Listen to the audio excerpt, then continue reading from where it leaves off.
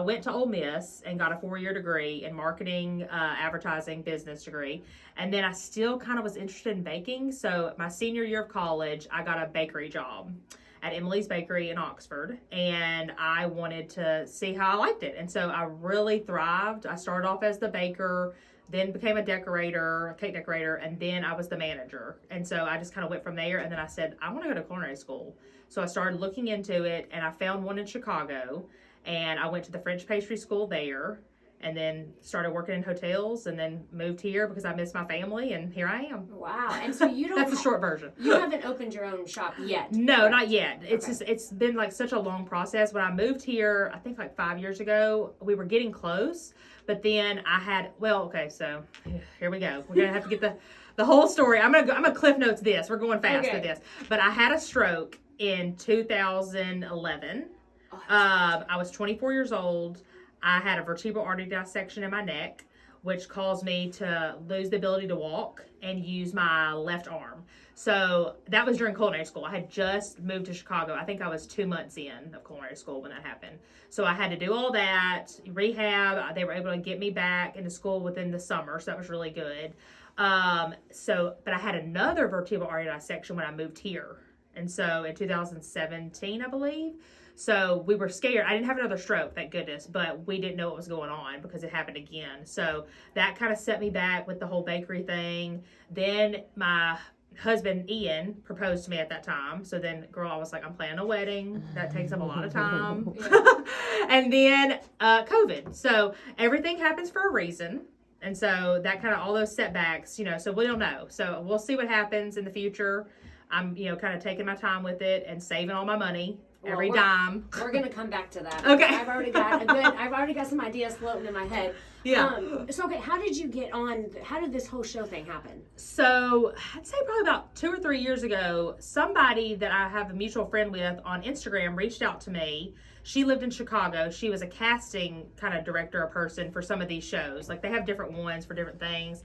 She was looking for me for somebody for a Netflix show, the Mari Gouchon like School of Chocolate show that was on Netflix. Mm-hmm. She was casting that, and when she came to me for that, I was like, girl, I mean, I've done a few chocolate show pieces, but no. I was like, I can't. I was like, I'm just too scared. I can't do it. And she said, well, I love your personality. I think you're really funny. I think it'd be great to have you on something. So she's like, I'll keep my eye out. I'll let you know. And so then she put me in contact with somebody else. They reached out to me for Halloween baking championship. And so I was like, oh, interested. I'm very interested in that because I love Halloween. I'm really into it. So we got the process started for that. And I think I was really close. Like I had the first interview, then I had the baking interview, and then they had to switch the dates on me. And I had a wedding. They had to move it up a week, and I couldn't. And I'm not going to cancel my weddings. Like my customers are the most important thing. And at the end of the day, I mean, I have to come back to my business. Right. I can't just throw it all away for TV, for a chance. So I just said, thank you, but I can't do it this time. And she said, it's okay. There's other opportunities. We'll see. And so then she tried, I think, holiday, but I couldn't because I had weddings. I mean, the wedding, when they film these shows, it's wedding season here. So I couldn't do it. And then finally, the spring one was open, so it was perfect. Well, that's like goosebumps right there, because you said like everything happens for a reason. It does. So like, this and this didn't line up, but now look at you. Now you're on like the spring one, which is amazing. Yeah, who would have known what would happen if I'd done Halloween? Right, and so yesterday was the second episode. Yes. Your first challenge, you were tasked with a bento cake, and it was like you did a bee and a bird, and your like ingredient was saffron. Which when they pulled that, I was like, how is she going to use saffron? Because like I wouldn't even know how to use that. So walk us through like your thought process as far as that goes, like what you're going to make, how you're going to incorporate that ingredient into your cake. So that is literally the scariest part of this show, is the run and grab your ingredient. Like, first off, I just told you I've had a stroke. Okay. She's the slowest runner. And I was always at the back. And so I was like, guys, I need a head start. So I'd take off running. And then with this one, sometimes you get to see the ingredients like in front of you, but sometimes they have them flipped around. So this one, all those little trees were flipped around so nobody could see what you're grabbing. So you just had to grab something. but they told us what they were, and I was like, if I get chickpeas, I will literally die. I'll be done. Send me home. I don't know what I would do. Yeah.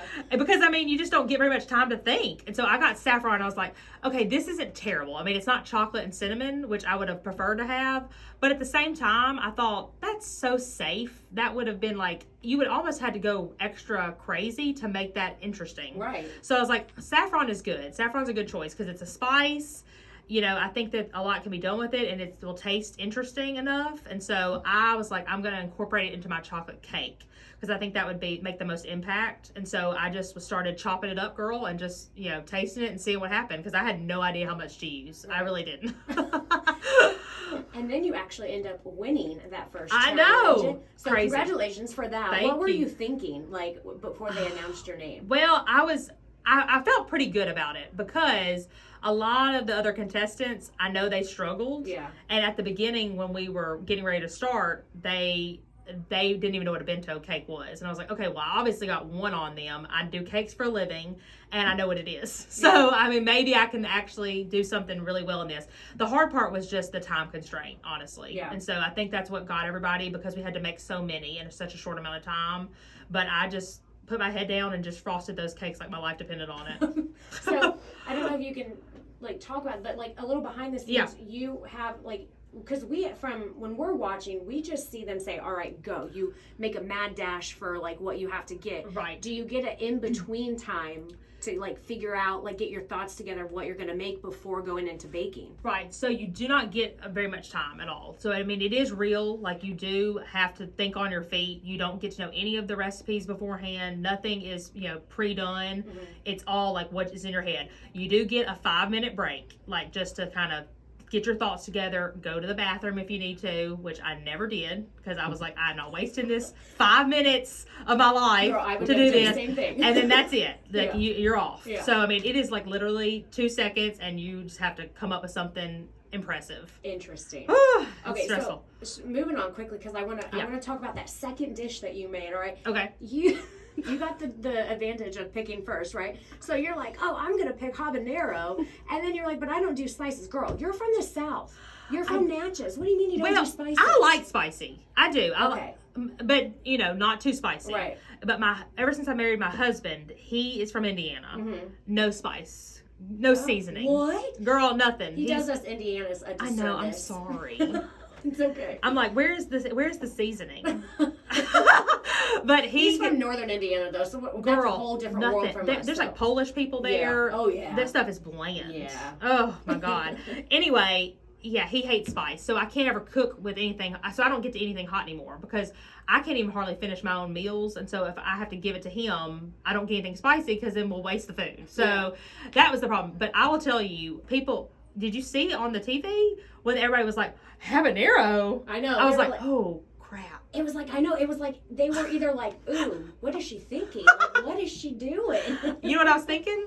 I wasn't. I blacked out. Okay, so that answers that. We were like, so do you regret picking it? Like, if you would have picked another... No, because I felt like I could just use a little bit and I would get what I needed to use, you know, because some of these people really had to like, because they weren't very hot at all. They had to really keep adding. It was a lot more difficult. But when they said that, I was like, oh, that is hot, isn't it? I was like...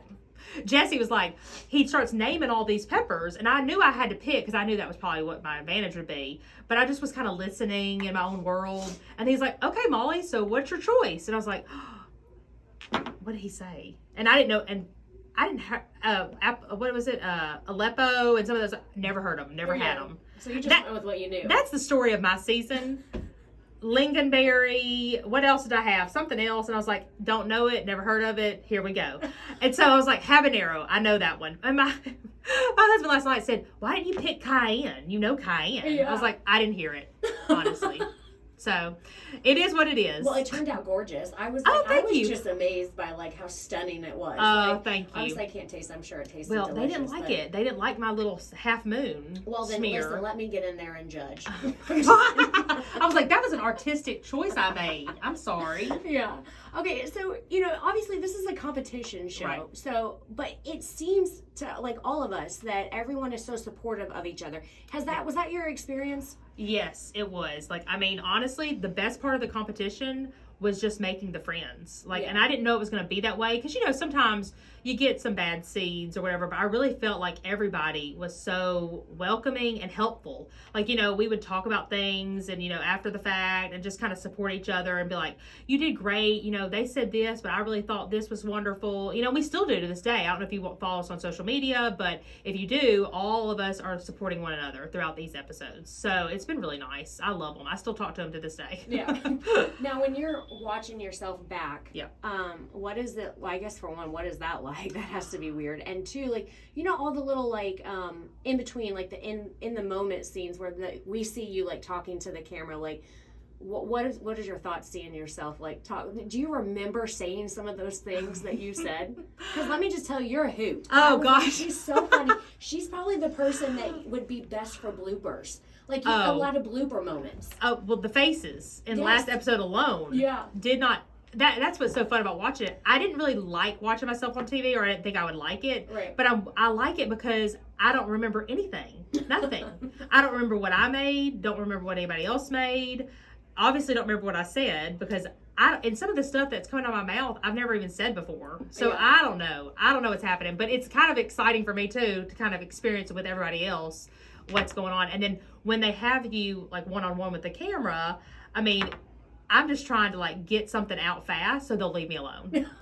Because they come up to you and they want to talk and figure out what you're doing. Right. And so my secret was just keep talking. Yeah. Just keep talking. Even when they're not there, keep talking. Narrate your whole experience. And then you kind of just keep going through. So that's what I tried to do. I just talked. I would think from a producer standpoint, like that, like you're the perfect person for that. Like just keep talking. Just keep talking. This is great. This is what we want. Like keep it going. That'll mess you up though. Because if you keep talking and you keep talking about your mess ups. Oh. They're zooming in. They're like, uh-oh, we see it. It's right here. Oh gosh, I know so many times I was like, if I mess up, I'm just going to slip it over here. I'm just going to push it to the trash can. Maybe they won't see it this time. How has it felt to have the community rally behind you and support you? Oh gosh, that's been so nice. I mean, I've had so many customers throughout. I mean, I think I've been here 5 or 6 years now. I mean, it's not a long time, but they've really supported me. They've really shown like an outpouring of love. It's just an outpouring. Like last night, people sent me pictures of their kids watching the show and videos. And I mean, I was like crying this morning when I saw all of them because it was so sweet. I just love it. So I just thank everybody so much for standing behind me. And so we're trying to go the whole way. Yeah. Oh, so speaking of, I know earlier I told you we were going to come back to like circle back to the whole like money thing, right? Oh yeah. And you don't have your own bakery. So I'm not saying if, when you win, you're going to use that $25,000 to open your own bakery right here in Natchez, right? Girl, 1,000%. That's what it'll go to. I'm not. I mean, it's not going to some kind of fancy something. It's going to the bakery. I'm not going to spend it on myself with clothes and jewelry, which I don't think it would go very far. Maybe just a little. Oh yeah, buying the most expensive car out there. Do it. About $25,000. $1,000. Actually, I don't know what it would be. It'd probably be a lot less than that because taxes. Let's be real. Yeah, that's true. Well, Molly, thank you so much for taking time out of your busy day to come and talk. We wish you luck. We're rooting for you. You're making Natchez so proud. Oh, thank you so much. I appreciate it. Stick around. You're listening to 95 Country.